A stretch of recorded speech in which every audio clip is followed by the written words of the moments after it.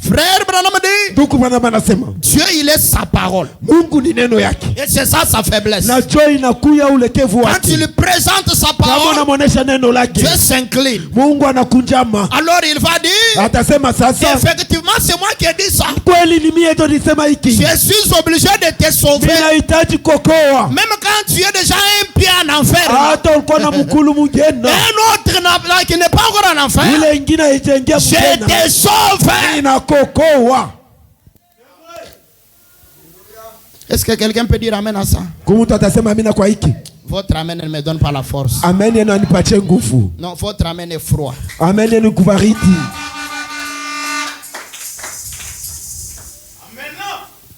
Voyez-vous?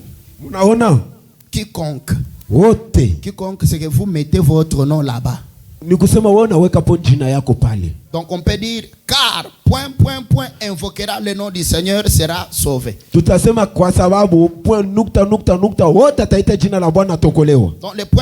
là, vous mettez votre nom. Oh là là, est-ce que j'ai quelqu'un qui croit à ça? Il n'y a pas un autre enseignement qui va contredire ça. On croit d'abord ça comme elle est là. Qui peut dire amen? Savez-vous que Dieu peut te sauver sans être baptisé dans l'eau? Mais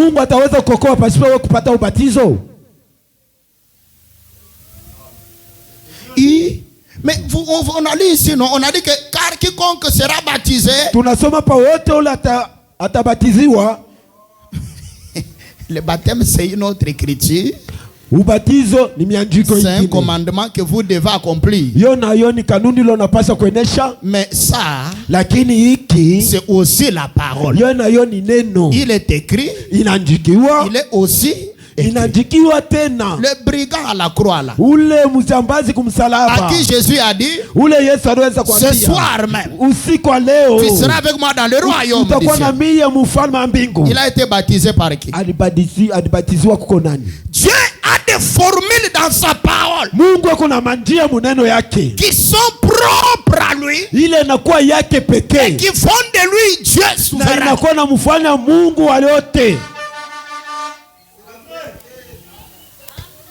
Le ministère. Maintenant, pour invoquer le nom du Seigneur pour que tu sois sauvé, on doit te prêcher Jésus. Et le Jésus qu'on doit te prêcher là doit être le Jésus d'aujourd'hui. Oh là là, qui a compris? Amen. Il faut que ça soit un Jésus au temps présent. Ça veut dire le Jésus de l'histoire doit quitter l'histoire et devenir présent dans un être humain. C'est vrai. Il faut que Jésus de l'histoire devienne le Jésus de la foi. Je répète. Il faut que le Jésus de Nazareth devienne le Jésus de la foi. Où il est dans quelqu'un, on voit quelqu'un, mais l'esprit qui agit sur la personne, on regarde, on dit ce n'est pas un homme. Un homme ne peut pas faire ça. C'est vrai. Dieu au temps présent. Nous aimons le Dieu d'Abraham. Nous aimons le Dieu d'Isaac. Nous aimons le Dieu de Jacob. Nous aimons le Dieu d'Esaïe. Nous aimons le Dieu de Jérémie. Nous aimons le Dieu de Paul. Après tout ça, aujourd'hui, Jésus a promis quoi? Vous comprenez l'importance du ministère? Amen. Maintenant, c'est quoi le ministère? Comment tu peux regarder quelqu'un, tu dis que non, celui-ci, il a un ministère. D'abord, le ministère, c'est un don. Le ministère, c'est quoi? C'est un don. Et un don de Dieu Il y en a beaucoup, hein. Inakuwa mingi. Les dons de Dieu. Mazawadi ya Mungu. Mais il y a des catégories. Lakini inakuya na maeshelo yake. Très bien, on va y arriver. Tutafika kule. Mais un don de Dieu. Lakini zawadi ya Mungu. En anglais, on appelle ça office. Mukiingelesha wanaita office. Office. Office. Office. Office. C'est ce qu'on appelle bureau. Jole banaita bureau.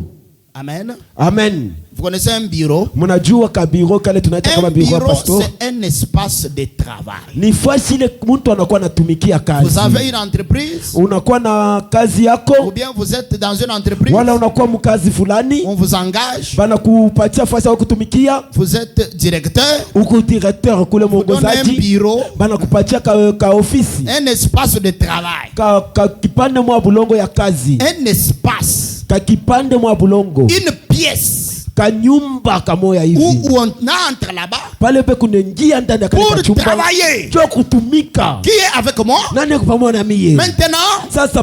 C'est ça le principe d'un don. Jo yenye mafano ya zawadi. C'est que en toi. Ndani yako. Dieu.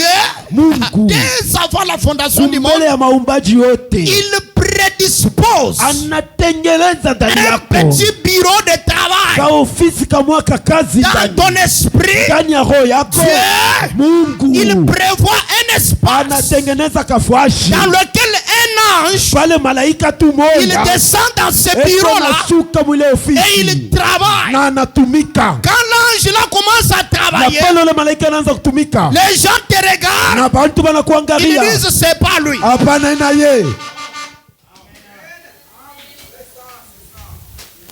Est-ce que vous comprenez le don? Munaelewa zawadi? Que ce soit le don de prophétiser. Ikuwe zawadi ya utafsiri. Que ce soit le don de vision. Ikuwe zawadi ya maonyo. Que ce soit le don de miracle. Ikuwe zawadi ya miujiza. N'importe quel don. Wala zawadi lolote. C'est un espace. Inakuwa ni kabudongo kafashi. Dans lequel un être. Pale panakuwa naingia muntu. Vient travailler. Est-ce que vous comprenez? Qui a compris? Si on vous demande c'est quoi un don, vous devez être capable d'expliquer. Un don, c'est un espace vide.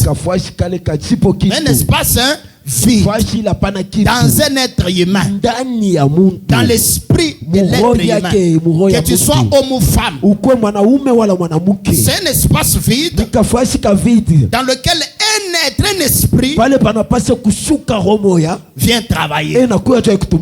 Alors, il faut savoir libérer cet espace-là. Pour que cet esprit-là descende travailler, vous devez savoir comment libérer l'espace. Qui peut dire amen? C'est là que Frère Branham dit que le don, c'est savoir sauter du chemin pour laisser Dieu travailler. C'est un espace. Vous comprenez ça? Où un esprit de Dieu peut venir travailler. Où un esprit du diable peut venir travailler. Satan peut travailler dans quelqu'un qui a un don authentique. Un don venant de Dieu. Mais Satan vient oindre ça. Voilà pourquoi Jésus a dit dans Matthieu 7:23, plusieurs viendrons le jour du jugement. Ils me présenteront les résultats. Seigneur, n'avons-nous pas fait ces miracles et ceci et cette prédication en ton nom? Dans le nom de qui? Dans le nom de qui? De Jésus. En ton nom, nous avons fait ça. Jésus n'a pas dit que non, ce n'était pas mon nom. Mais il a dit, oui, vous l'avez fait à mon nom, mais je ne vous ai jamais connu. Dans d'autres termes, vous avez utilisé mon onction dans votre esprit et mon nom, parce que mon nom, quand il est utilisé devant n'importe quel esprit, ils vont partir oui. Dis amen à la parole. Parce que tous les dons sont dans l'esprit de l'homme. Mais l'âme, c'est celle qui doit recevoir la vie éternelle. Je ne vous ai jamais connu. C'est que je ne suis jamais entré dans l'âme. Mais l'esprit là, l'esprit de Dieu peut descendre dans votre esprit. Comme je prêche là, c'est l'esprit de Dieu dans mon esprit, pas dans mon âme. Amen. Maintenant regardez. Les dons, c'est un canal. Zawadi inakuwa ni pompi. Et en semaine, j'ai montré que c'est comme une boîte qui porte les semences. Na muiki dionesha kama sema ikusa kinkopo kimwa kinabeba mbeko. Pour les cultivateurs, hein? Comprenez ça. Je place la base. Hein? Donc quand vous voyez quelqu'un dire non, j'ai un don, il y a des dons que même les hommes et les femmes peuvent avoir. Dites amen à la parole. Mais pour prêcher, il n'y a que les hommes. Vous comprendrez pourquoi? Parce que par définition, le ministère est un espace qui transporte la semence. Et un canal au travers duquel les semences entrent dans les âmes. Qui peut dire amen à la parole? Or, dans le naturel, entre l'homme et la femme, qui porte la semence des enfants, c'est l'homme, hein? C'est l'homme. C'est pour ça que depuis l'Ancien Testament, Dieu n'a jamais appelé les femmes au sacerdoce. Vous ne verrez jamais dans le sacerdoce de Lévi Dieu appelait une femme sacrificatrice. Oh non, une femme sacrificatrice. C'est une bêtise. Parce qu'une femme ne peut pas porter la semence. Elle n'a pas une semence à transmettre. Et le naturel typifie le spirituel. Une femme ne peut pas donner. Est-ce que une femme peut rendre une femme? Ça n'existe nulle part. Ça n'existe pas na bikala keko. Vous allez voir une femme, non, elle est pasteur. Elle porte quelle semence? Elle va semencer parce que d'après l'interprétation biblique, un pasteur, il est le mari de l'église. Est-ce que vous savez ça? Maintenant, quand une femme est pasteur, on va dire qu'elle est la femme de l'église. Elle est la femme de la femme. Et ça devient l'homosexualité spirituelle. C'est vrai. Est-ce que vous comprenez le principe du ministère? Vous devez d'abord rentrer dans le principe. Voilà pourquoi même dans Jean chapitre 4, ne soyez pas pressés, je vais vous enseigner.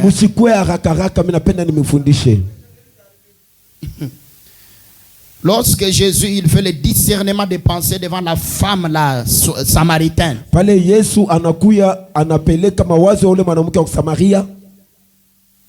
Il discerne les pensées. Parce que les femmes qui prêchent prennent ces versets-là.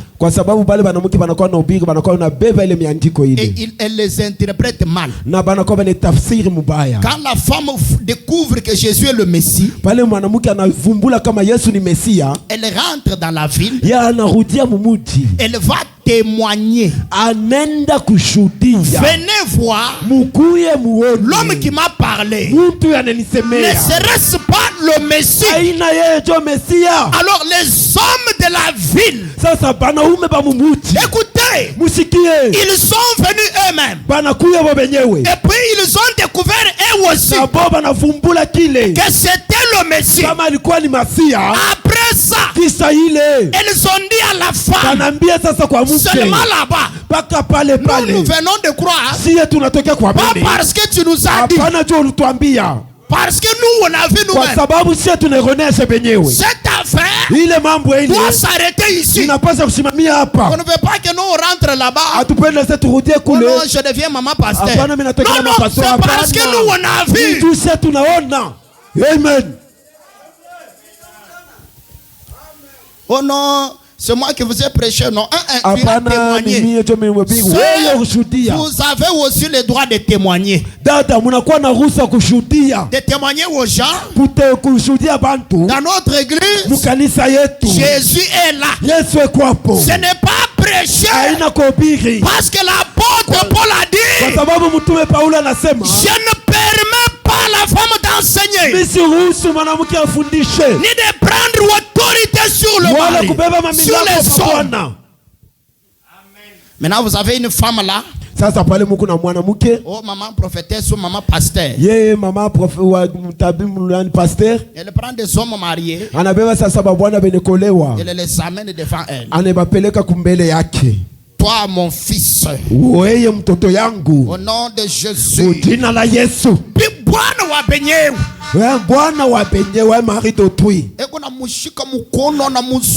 il est en train de lui mettre à la main le bouffet, le mari d'autrui. Elle est maman pasteur. La Bible dit, vous les hommes qui allez derrière ce ministère là,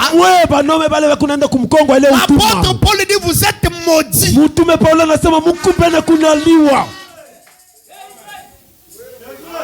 C'est Galates chapitre 1 verset 8 à 9. Galates chapitre 1 verset 8 à 9. Paul dit, vous êtes maudits. Parce qu'elle n'a pas de semence venant de Dieu. Frère Branham dit, c'est pour ça que Dieu se conjugue toujours au masculin. Dieu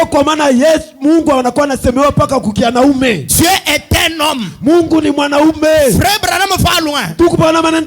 Un ange femme n'existe pas. Amen.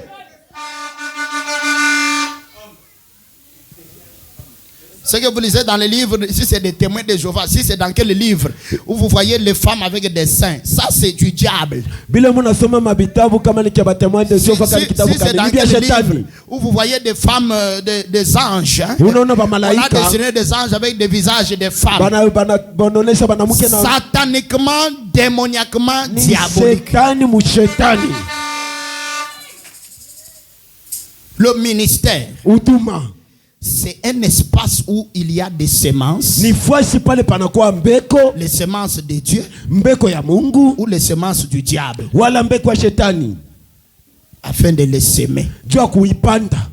Bon, vous ne comprenez pas. Je vous lis la Bible. Matthieu chapitre 13. Qui aime la Bible ici? Ok. Nous entrons seulement dans la Bible. Je vous démontre qu'une femme ne peut pas avoir un ministère. Le seul ministère d'une femme, c'est d'être ménagère à la maison. Mais elle peut prophétiser. Elle peut chanter. Elle peut témoigner. Elle peut même prier pour les gens. Mais elle ne peut pas prêcher. Parce que prêcher, c'est transmettre la vie. Amen. Je sens une onction quand je parle de ça. Une femme ne peut pas transmettre la vie. La vie ne vient que de l'homme. L'apôtre Paul va loin. Il dit qu'une femme sera sauvée néanmoins en devenant mère. Anasema mwanamke ataokoka pale atakuya tu mama. Et Paul dit pourquoi? Na Paulo anasema ni juu ya nini? Parce que dans le jardin d'Éden, kwa sababu mshamba la Eden, ce n'est pas l'homme qui a amené le péché dans le monde, aina mwanaume alileta dhambi mdunia, mais c'est la femme. Lakini ni mwanamke. Et quand Paul dit ça, na wakati Paulo anasema kile, il sait que Marie a porté Jésus dans son sein. Anajua sema Maria alibeba Yesu mtumbo lake. Qui es-tu toi? Nani wewe uko? Pour dire que tu connais plus que l'apôtre Paul. Kusema unajua kushindia Paulo. Amen. Quand vous lisez dans Matthieu 13, comme on a son Matthieu 13, verset 24. Par kusoma pa 24. Jésus leur proposa une autre parabole. Yesu akabambia fumbo ingine. Et il dit, na akabambia, le royaume des cieux ufalme wa mbingu est semblable à un homme inafanana na muntu qui a semé une bonne semence dans son champ. Ule alipanda mbeko mzuri shambani lake. Semblable à qui? Kufuatana na nani? À une femme. Una mwanamke qui a semé. Ule alipanda.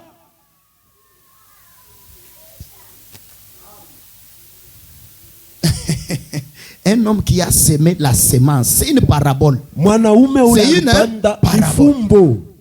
Un homme qui a semé la semence dans son champ. Et le champ, c'est l'église. Et l'église, c'est pas les chaises. C'est vous. On sème en vous la semence. Vous devenez ce que vous écoutez. Est-ce que vous savez ça? Un homme qui a semé la semence. Mais pendant que les gens dormaient, son ennemi vint. Semant délivrer la mauvaise semence parmi le blé. Et s'en alla. Son ennemi aussi toujours un homme. Des faux prédicateurs.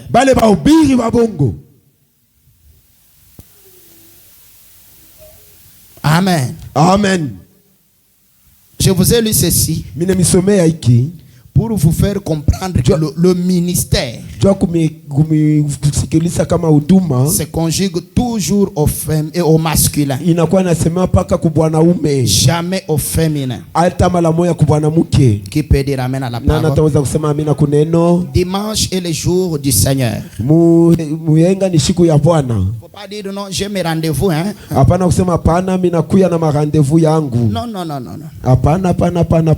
Dimanche, la Bible dit ne faites même pas un travail. Parce que Jésus est ressuscité le dimanche. C'est pour ça que nous allons le premier jour, donc dimanche, nous allons à l'église. C'est là que nous ne sommes pas des adventistes. Le 7e jour, ils vont le samedi. Parce que le samedi c'est le sabbat juif. Dans l'Ancien Testament. Alors les adventistes, ils vont le samedi à l'église. Parce que c'était le sabbat des juifs.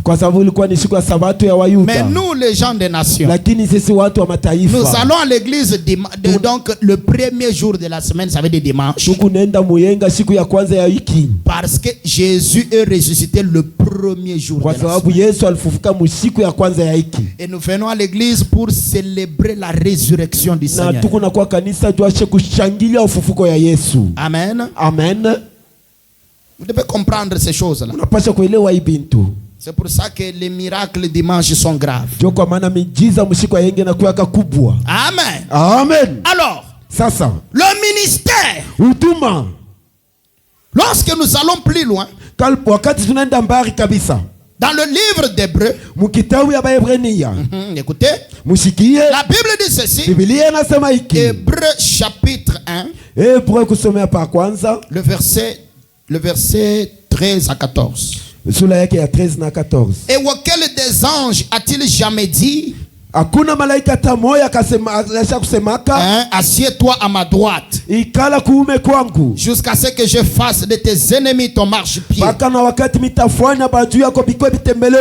Ces anges-là, ne sont-ils pas tous abana bote des esprits au service de Dieu, maroku kazi ya Mungu, envoyés pour exercer un ministère yenye kutumia jo kufanya huduma en faveur mukazi de ceux qui doivent hériter du salut. Kwa bale banapasa uriti wokovu. D'après ce verset, kupitia hii maneno maandiko, le ministère en réalité, huduma mkweli, c'est un ange, ni malaika en toi, mundani yako.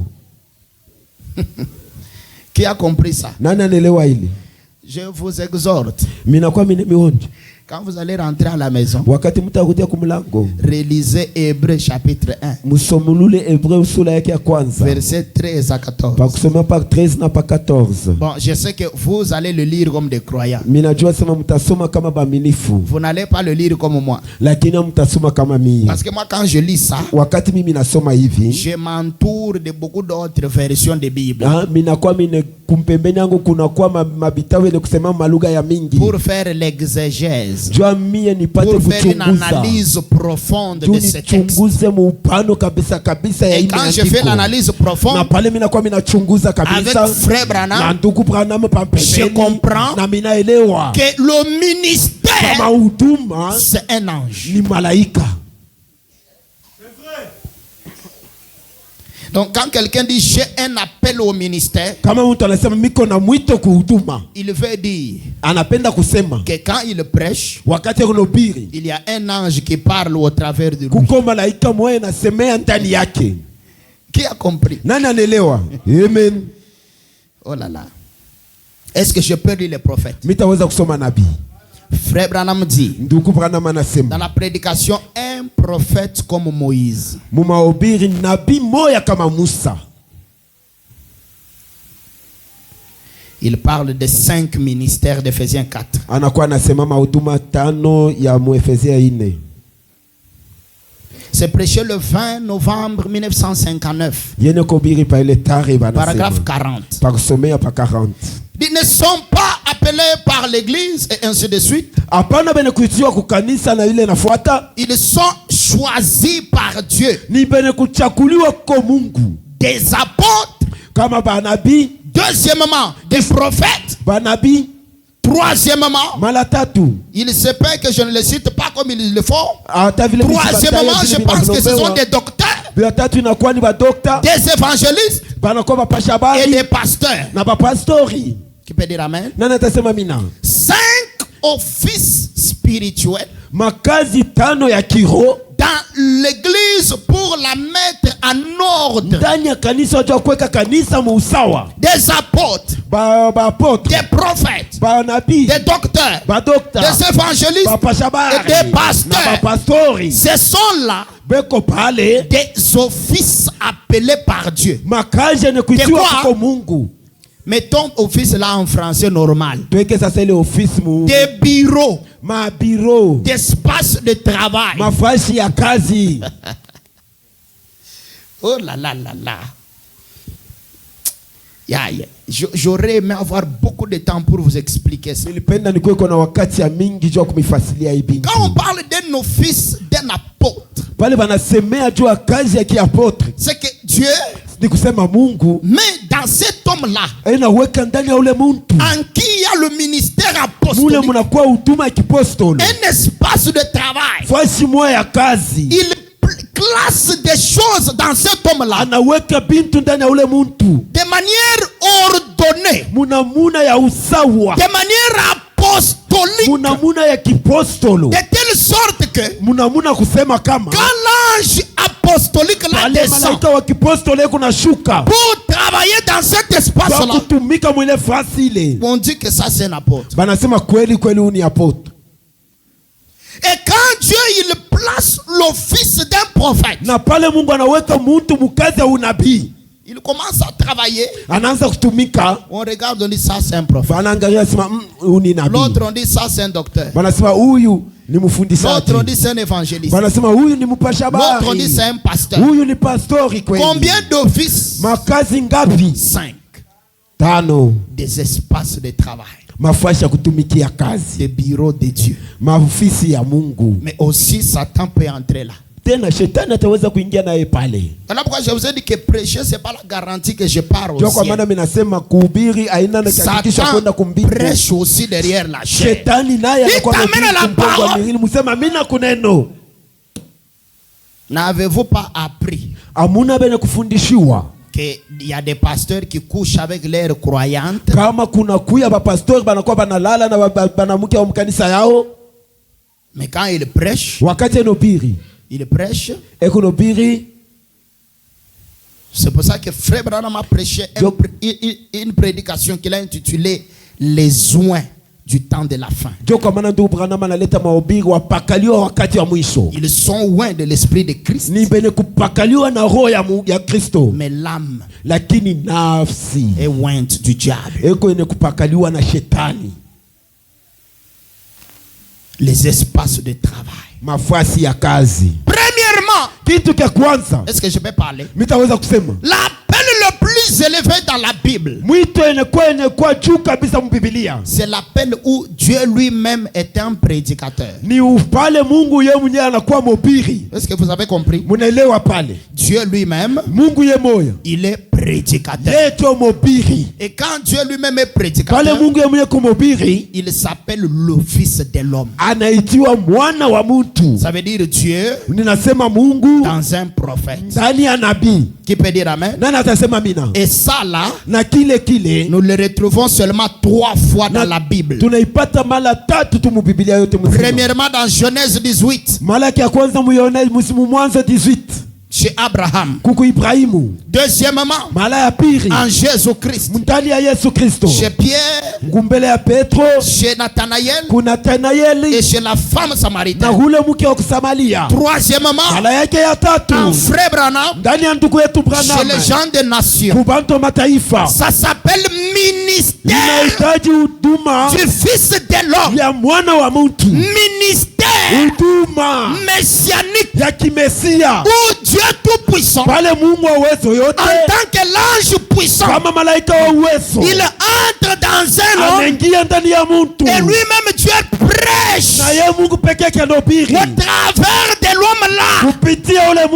Et ça on en a que 3 fois dans la Bible. C'est le ministère messianique. J'ai dit c'est quoi? Et le ministère c'est quoi? C'est un espace de travail. C'est le bureau du Messie. Quand on parle du ministère du Fils de l'homme, c'est Dieu lui-même. Pas qu'il a envoyé un ange. Oh là là, qui peut dire amen? Pas qu'il a envoyé un ange. Mais lui-même est venu dans un espace de travail où Dieu lui-même il a travaillé dans cet homme-là. On en a combien dans la Bible? 3.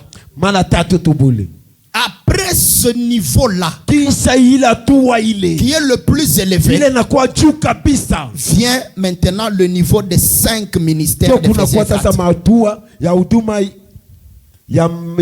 4. Amen. Amen. Voilà pourquoi vous voyez Jésus avec le ministère messianique. Après avoir fait ça, il a maintenant appelé les 5 ministères. Est-ce que je peux parler? C'est là qu'il a appelé Pierre, Jacques, Jean, tous ces gens-là, qui sont les 12 disciples, qui ont accompli les 5 ministères. Parmi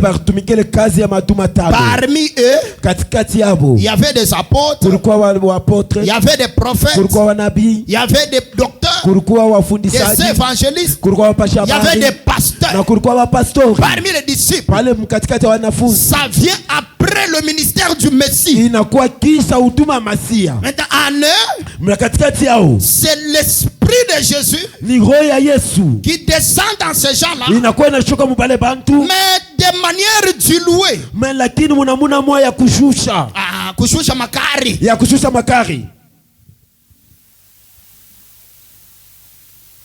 Parce que ceux qui travaillaient en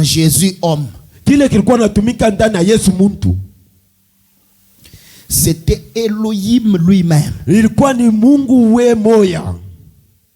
L'esprit éternel sans mesure. Roho ya milele pasipo kipimo. Que quelqu'un dise sans mesure. Mtu aseme pasipo kipimo. En Jésus. Ndani ya Yesu. Mais dans Pierre et les autres, lakini mu Petro na bengine, c'était l'esprit là, ilikuwa ni paka le roho ya moya, mais avec mesure. Lakini na kipimo. Qui a compris? Nani alelewa? Et quand ça, cet esprit là, na pale le roho ile, qui a travaillé en Jésus sans mesure, ilitumika ndani ya Yesu pasipo kipimo, le ministère ile utuma ile revient en frère Branham, inarudilia tena kunduku Branham, pour qu'on l'appelle ministère messianique. Est-ce que vous comprenez? Ça doit rentrer en lui sans mesure. Le ministère, l'espace de travail. Maintenant, comme un ministère transporte les semences, le ministère, il est le porteur de la vie. Oh, dites amen dans la parole. Le ministère des Éphésiens 4, il transporte la vie, mais de manière diluée, un peu inférieure. Un peu comment? Oh là là, est-ce que vous me comprenez? Ça dépend du niveau. Il transporte la vie. Vous voyez ce qui était en Jésus. C'était la vie de Dieu. Non diluée. Dites amen à la parole. Mais quand c'est venu dans Pierre, dans André les autres, c'était toujours la vie de Jésus. Mais cette fois-ci, déjà diluée.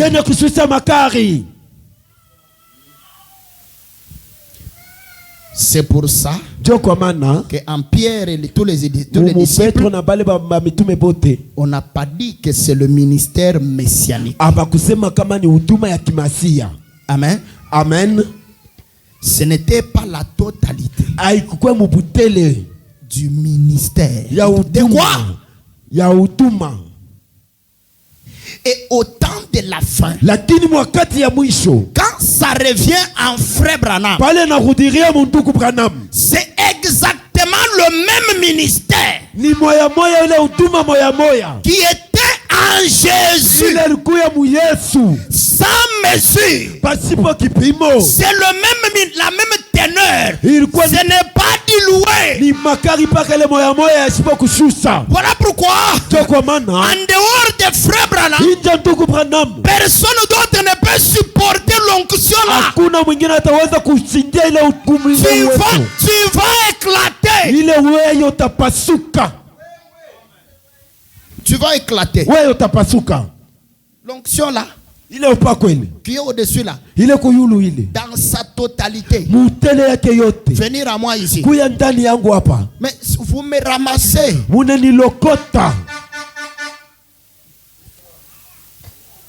Il faut que ça vienne chez moi, mais dilué. Et c'est ce qui s'est fait. Mais pour que vous la receviez non diluée, dans sa plénitude, vous devez écouter Branham lui-même vous prêcher. Dites amen à la parole. Voilà pourquoi Dieu lui a dit que pour que les gens reçoivent la plénitude de Dieu, ils doivent suivre le messager. Comme le messager suit Christ. C'est pour ça que quand on met les bandes de frère Branham et qu'il commence à prêcher, la colonne de feu là, elle vient. Il n'y a pas un prédicateur qui peut vous donner la totalité de cette onction-là. À part frère Branham dans cet âge. Parce que c'est Luc 17:30. Le Fils de l'homme. Et qui peut dire amen? Maintenant, moi sasa mie et tous les autres prédicateurs, na bahubiri bote, même si nous prions comment, hata tunaomba je, même si nous jeûnons comment, hata tunafunga chakula je, nous n'aurons pas la grâce là, hatutapata ile neema ile au niveau où c'est venu. pale inatokea mtele yake yote. Voilà pourquoi, qui connaît Francis Tatu? Nani anajua Francis Tatu? C'est un prophète pentecôtiste. Ni nabii mwevu akipante. Qui le connaît ici? Nani anamfahamu hapa? Il a Kinshasa. Eko Kinshasa. Il dit, anasema quelqu'un lui avait posé la question sur une chaîne de télévision. Alimuswali pa television. Il dit, toi tu es prophète. Anasema wewe kuna nabii. Mais que direz-vous de Branham? Sasa utasema je juu ya Branham? Tatu dit ceci. Tatu anasema hiki. Je n'arrive même pas à la cheville de Branham. Mimi sifiki hata kucheville yake. Amen. Un autre au Zimbabwe. Mwingine ku Zimbabwe. On l'appelle Angel, ici c'est Angel Hubert. Banamuita Angel Hubert. Il a beaucoup de gens derrière. On lui a posé la même question. Il répond aux journalistes. Mais comparé à Branham, c'est la folie. Amen. Il y a des gens qui connaissent les dimensions dans les choses de Dieu.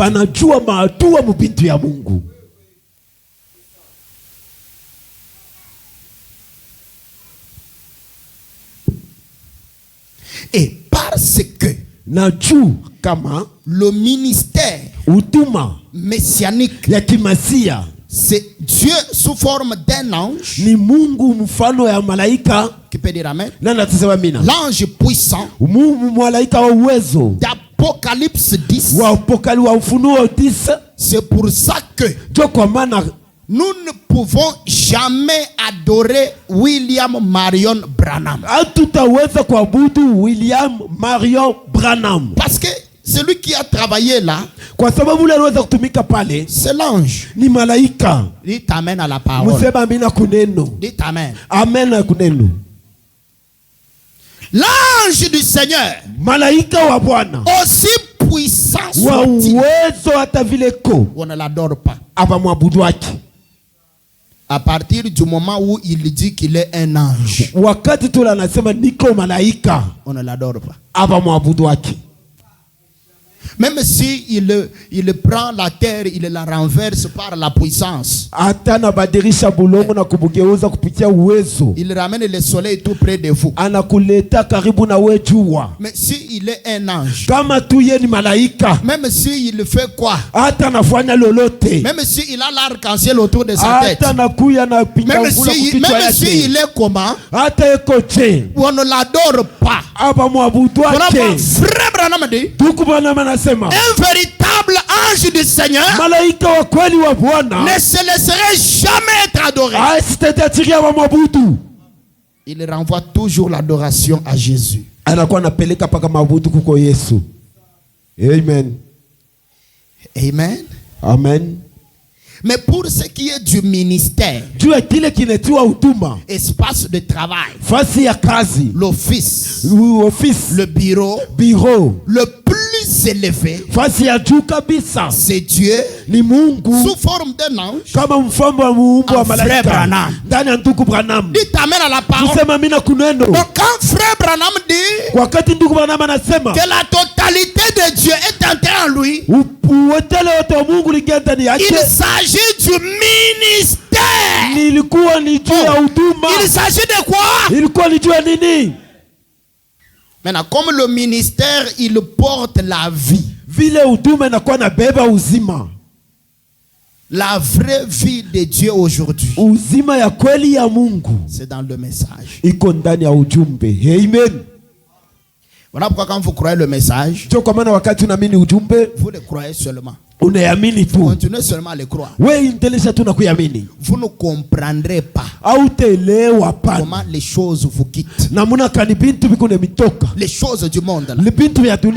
Parce que le message, c'est une puissance incontestable.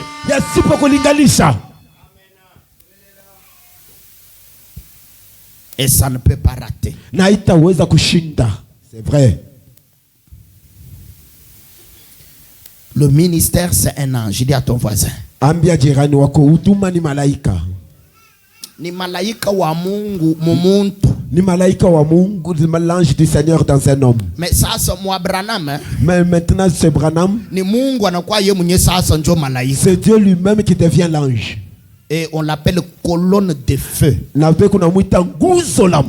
Feu dévorant. Qui a conduit les enfants d'Israël. C'est celui-là qui est entré en Branham. Voilà pourquoi quand il avait 7 ans, il va puiser l'eau pour son père, pour sa mère. À la rivière. Il arrive au milieu de la route. Il y avait un grand arbre. Dans cet arbre-là, un enfant de 7 ans avec un petit bidon, seul, il entend dans l'arbre. Il regarde, il ne voit rien. Cet homme-là. Et puis, la voix sort de l'arbre-là. Ne souille pas ton corps.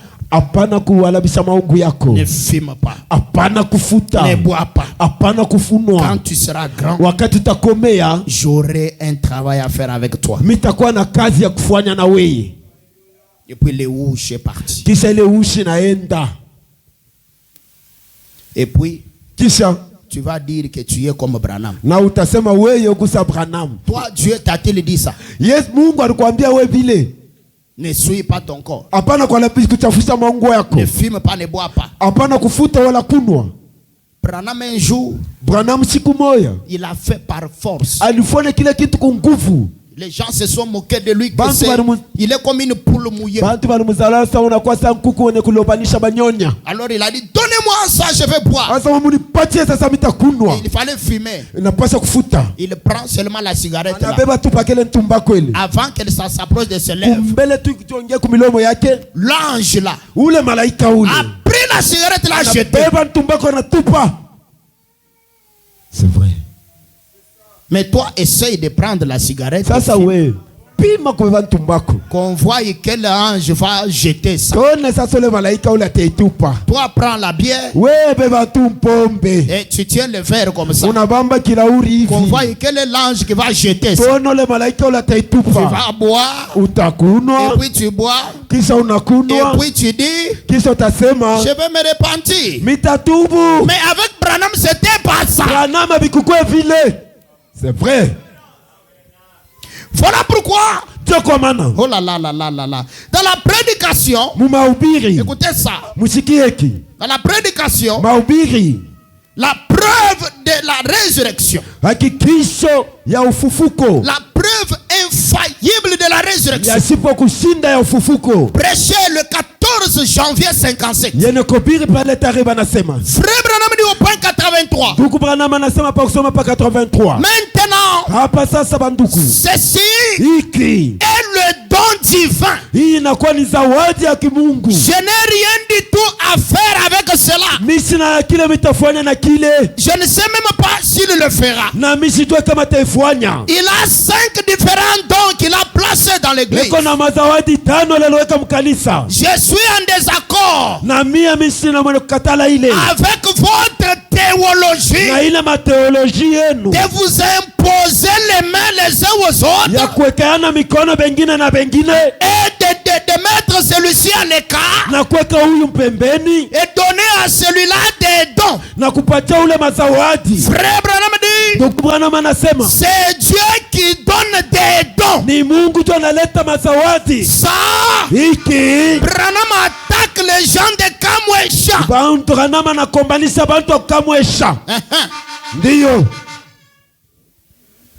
Et les gens de arc-en-ciel. Ainsi dit le Seigneur. Tel là, imposez-lui les mains pour Pour que l'onction qui est sur mon serviteur est prophétisée là, commence à agir sur lui. Ça c'est de la foutaise. Si Dieu t'a appelé à prophétiser, Dieu lui-même s'arrangera pour que tu prophétises. Que quelqu'un dise Amen. Il ne faut pas croire que le pasteur va te donner un don. Parce que on en a beaucoup. Qui peut dire Amen? Surtout à Kinshasa et au Kasaï. Vous verrez, comme je prêche là,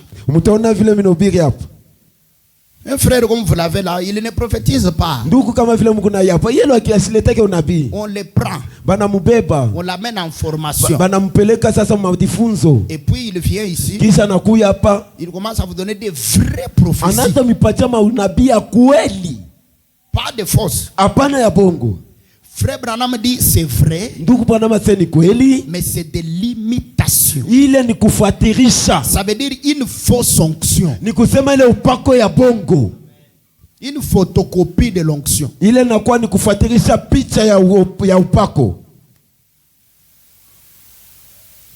Nous voulons des choses authentiques. Qui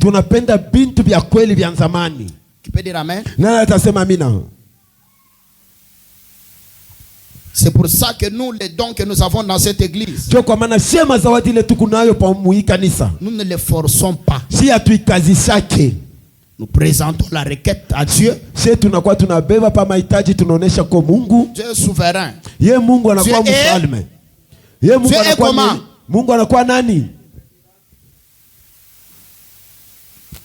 D'après l'expérience que moi Dieu m'a donnée, la plupart des vases sont sorciers. La plupart.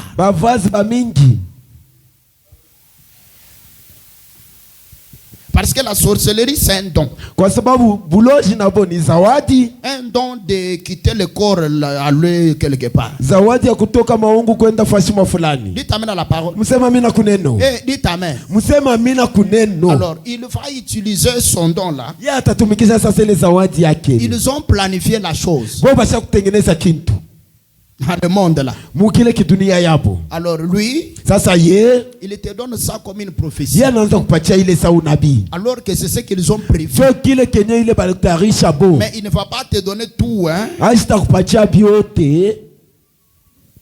Ça c'est mon expérience, c'est que j'ai découvert. Mais les vrais vases aussi existent. C'est pour ça que moi j'aime tester les vases. On a des vases ici et puis ils viennent, ils volent les guitares, ils partent. Vase. Mais il vous donne un message et vous voyez que c'est vrai. Il a vu dans la sorcellerie la chose. Et c'est comme ça qu'après prophétie, il y a des dégâts. Tôt ou tard, vous verrez qu'on a beaucoup prophétisé et après, on fait des choses mauvaises.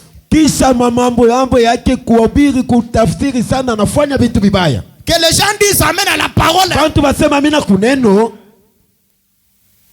Il faut que les prophéties, quand elles sont données après que la vie de Christ suive.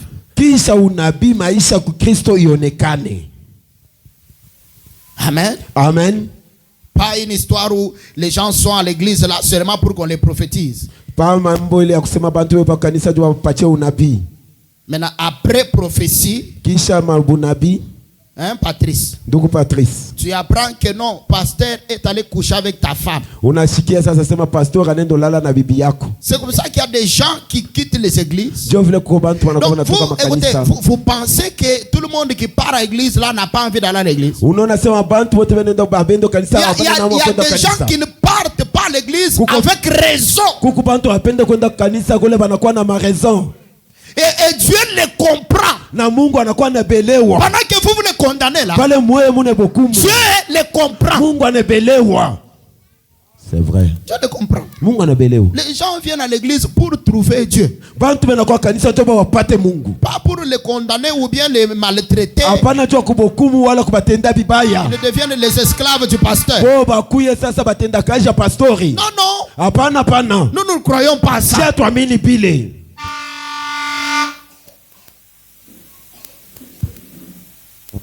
Nous ne croyons pas à ça. L'église, c'est un espace où on prépare les gens à aller au ciel.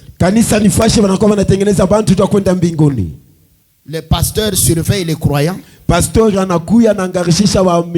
Les croyants aussi surveillent les pasteurs. Et tous au travers la parole. Voilà pourquoi les enfants d'Israël ont dit à Josué, nous allons te suivre et te soutenir lorsque nous verrons le Dieu de Moïse être ton Dieu. Et que la vie que Moïse a menée, que tu l'amènes.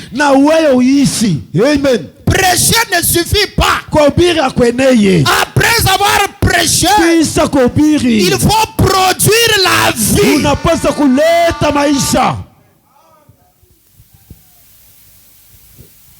Vous devez surveiller. Oh non. Vous faites ce que je vous dis, ne faites pas ce que moi je fais. Quelqu'un qui vous dit ça, c'est un sorcier. Je viens de dire quoi? Le jour où vous apprenez une chose comme ça, vous quittez l'église sans dire au revoir. Vous devez apprendre à renvoyer à l'expéditeur ses colis. Un pasteur prononce une malédiction sans cause. Tu lui dis sans effet. Vous pensez que si vous dites au pasteur sans effet, tu seras maudit? Tu ne seras pas maudit.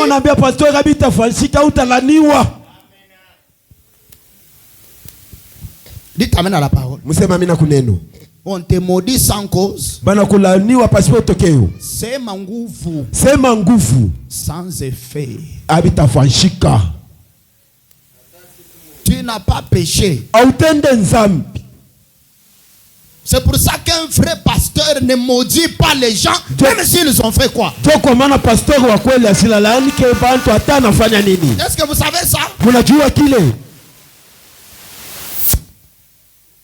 C'est pour ça, vous voyez, l'apôtre Paul dit que nous avons reçu le ministère de réconciliation. Ya kupatanisha bantu na Mungu. Amen. Je termine seulement ici. Dans la prédication, le témoignage. Prêché le 9 mai 1951.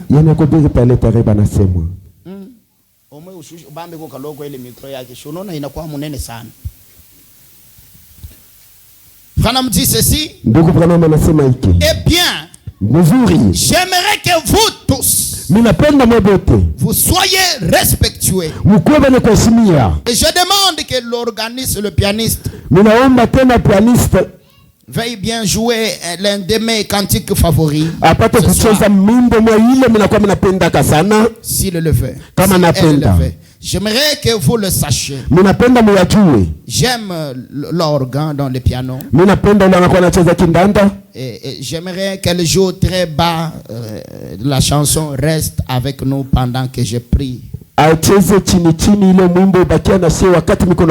J'aimerais que vous tous vous soyez dans l'esprit de Dieu. Et j'espère que Dieu enverra son ange de façon visible ce soir devant chacun de vous. Et quand vous le verrez,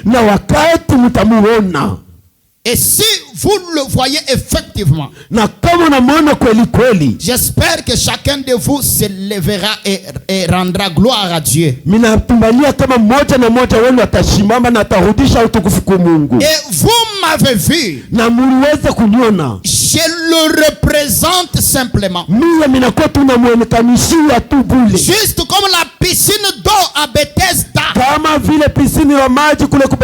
Cette piscine don de Dieu. Ile piscine ile kukuwa zawadi ya Mungu. Qui peut dire amen? Nani atasema amina? C'était juste quelque chose ilikuwa tu ni kitu fulani sur lequel l'ange venait. Pale malaika alikuwa anakuya. Est-ce vrai? Ni kweli. Frère Branham dit ce n'était pas le don de Dieu. Ndugu Branham anasema yeye kukuwa zawadi ya Mungu. La piscine n'était pas le don de Dieu. Ile fasa mai ile kukuwa zawadi ya Mungu. Moi non plus. Na mie vile vile. Je ne suis pas le don de Dieu. Sina zawadi ya Mungu.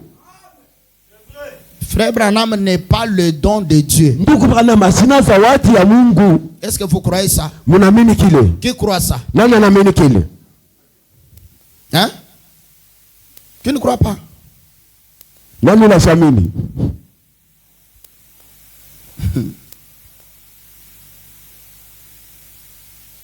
Si vous ne croyez pas, vous êtes grave. Kama muamini kile ni hatari.